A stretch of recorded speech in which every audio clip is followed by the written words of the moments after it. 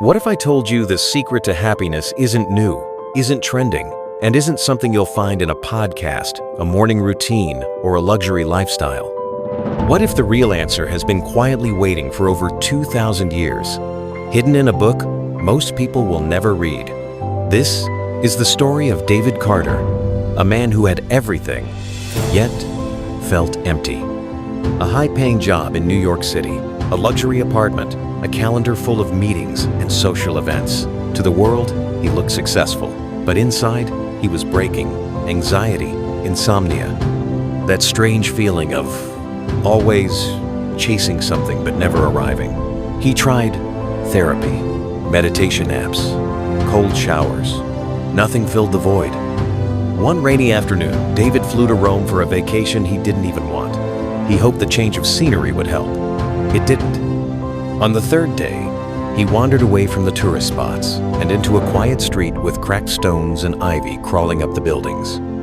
There, nestled between a cafe and a shuttered art gallery, he saw Ita, tiny, crumbling bookstore, dust-covered windows, a crooked wooden sign that simply read, Veritas. Truth. Something pulled him in. The air inside smelled like forgotten time. Shelves stretched to the ceiling, filled with books that looked like they hadn't been touched in decades. And behind the counter stood an old man with eyes like smoke pale, but full of something ancient. David picked up a worn leather book with no title, only a small circle with a line through it engraved on the cover. The old man looked up and said, "That book finds people when they need it most." David, unsure why, bought it. Back in his hotel room, he opened the book. It was a translation of writings by Epictetus, a Roman Stoic philosopher. At first, the words were strange, cold even. But one passage hit him like lightning. "We suffer not from events, but from our judgment of them." He read it again and again, and suddenly, everything he'd been running from, his anxiety, his burnout, his dissatisfaction, it all made sense. He wasn't suffering from life itself. He was suffering from the stories he told himself about life. David spent the next few days devouring the book. Epictetus wrote about focusing only on what we can control, letting go of the rest, about embracing discomfort, about measuring your success not by achievement, but by your response to challenges. The more David read, the more he saw his life clearly.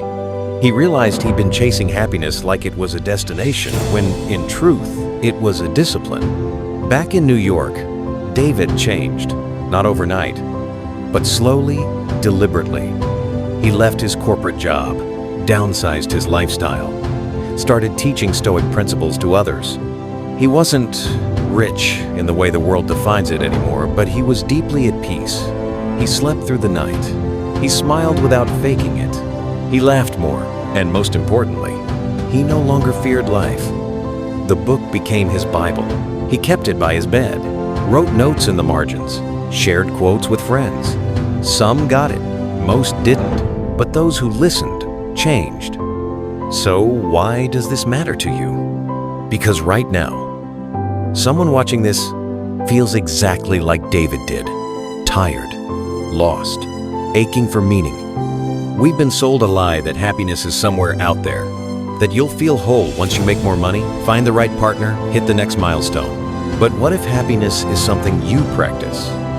What if it's not about controlling your life, but controlling how you see your life? The ancient Stoics weren't motivational speakers. They were survivors of wars, exile, slavery, and yet they discovered peace. Because they understood that the only true power we have is over our mind, our reactions, our choices. We're not taught this. We're taught to chase, to compare, to consume. But Epictetus whispers a different truth. You already have everything you need. And that's what David discovered. Not in a new phone, not in a raise, but in a 2000-year-old book in a forgotten shop in Rome. Maybe that's why you're here. Maybe this story isn't just about David. Maybe it's your story too. Maybe this is your sign to stop searching outside and start turning inward. Read the old books. Question the noise. And remember, happiness doesn't come from life being easy. It comes from becoming strong enough to love it, even when it's hard.